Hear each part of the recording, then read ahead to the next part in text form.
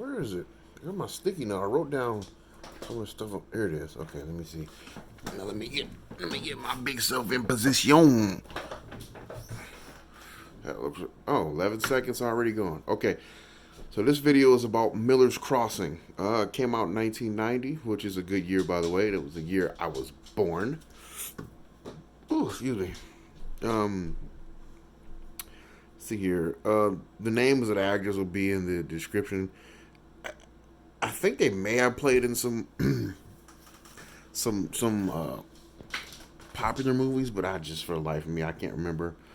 Um, this is my first time name dropping. I feel like it's directed by the Cohen brothers.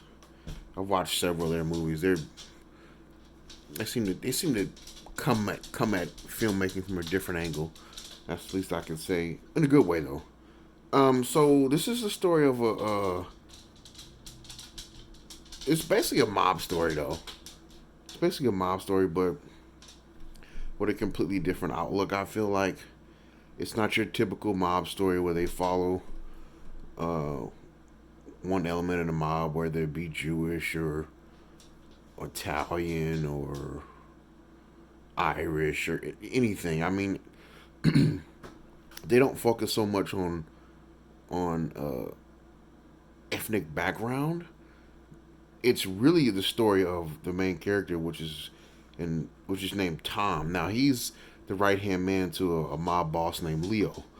Um, I'm trying to think how I wanted to word that when I was watching it. This is only the second time I've watched the movie, so it, I still haven't. There's still a lot of it that I haven't broken down. I guess that makes a lot of sense now that I say it out loud. But the main character, he's built up as the thinker of the bunch, and all these characters we're going to come across. So, but what you basically have is there's a love triangle, and then there's another mob boss named uh, uh, is it Casper? Yeah, Casper. But he's like under Leo, but they're separate. That makes any sense. And then uh, I forgot the character's name, but the actress last name, her real last name is Harden. So Harden's character has a brother named Benny, and is it Bernie or Benny? That's Bernie. I'm sorry. So he he's basically doing some shady stuff. He's caught the scent of some boxing matches that have been fixed, and he's getting people from out of town to bet on it, which kind of like messes the money up for everybody, but puts money in his pocket. Okay, now his sister, who is played by Miss Harden, sees that knows that he's in trouble. Of course, she doesn't want to see him get killed because that's what she always does. This every my dog is so smart. She sees me on this thing making this video, and she's like, "Now it's my time to show out." Right? That's what you want to do to me. I'm gonna let you in here. Go ahead. She goes in there and looks at me. Puts all that records up, goes in there and looks at me. She's just like, so what are we doing now? You're staying in there for a little bit. That's what we're doing. Gotta love them. Gotta love dogs. Now, where was I at? So, yeah. So, the brothers caught the scent of some fixed boxing matches. Gets people from outside the city pour money in there. Kind of messes money up for everybody, but it puts money in his pocket.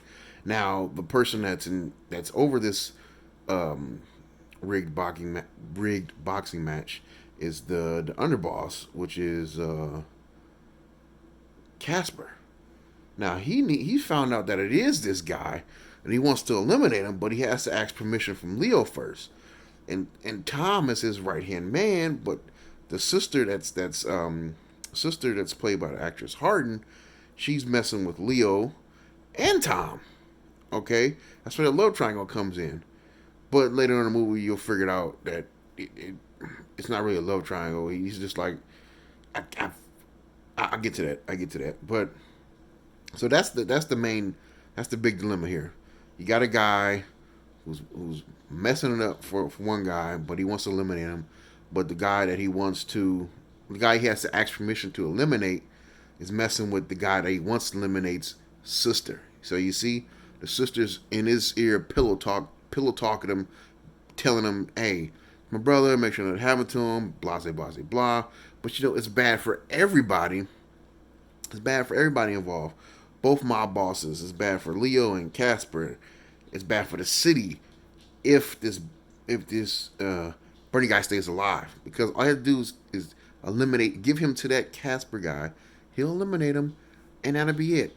Casper guy will stay happy for a little bit longer, but that's not what happens. So a war ensues.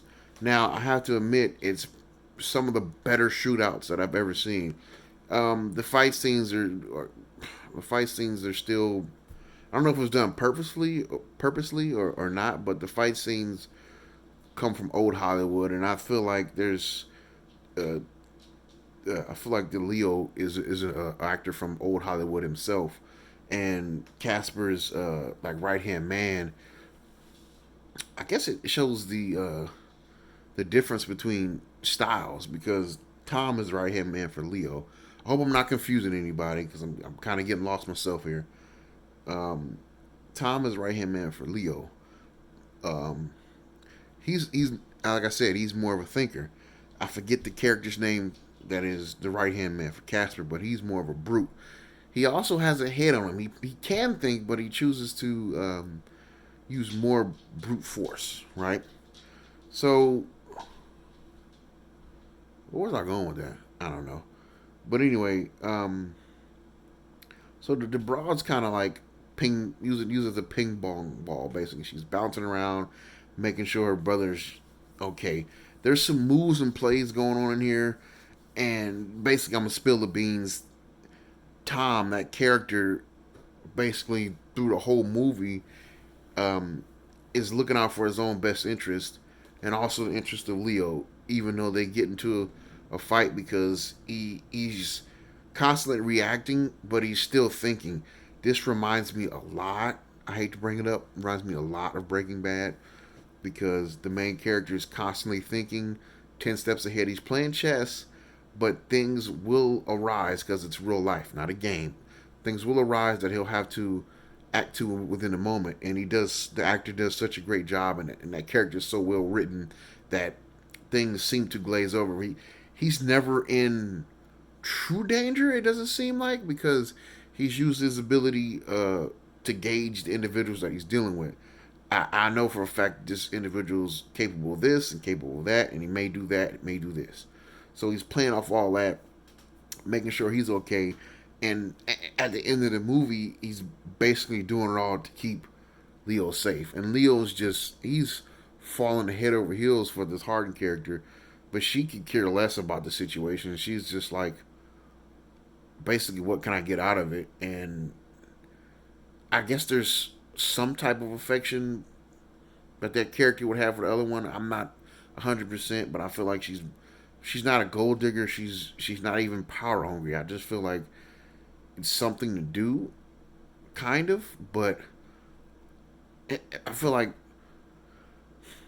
what she's doing isn't necessarily done in a malicious way, but it has malicious consequences. I'm trying to figure it out for myself. I've only watched the movie twice. I know it shouldn't take me so many times to understand it, but that's what adds to the beauty of this movie, the complexity of it, because I watched it twice, not back to back, but two times, and I still don't understand the motive of the Tom character. Why go through all this trouble to make sure that the Leo character is fine, or pretty much unscathed in this issue? Maybe he owes him a lot. I don't know. Um. Oh yeah, the Bernie. He winds up. He actually winds up getting killed, which is rightfully so, because he started the whole thing. Casper winds up getting killed by Bernie. Is that his name, right? Yeah, by Bernie. Um, and the Harden the actress Miss Harden, her character winds up asking Leo to marry him, marry her. So that's kind of a funny twist to it. Hopefully, this was a decent reaction towards this movie. I don't think a little sleep deprived, but it's the best I could do at this particular moment. Overall, it's a great movie. You got it. You got it. Oh my God! I was almost about to forget. I almost forgot to mention these are some of the best shootouts I've seen in a lot of movies.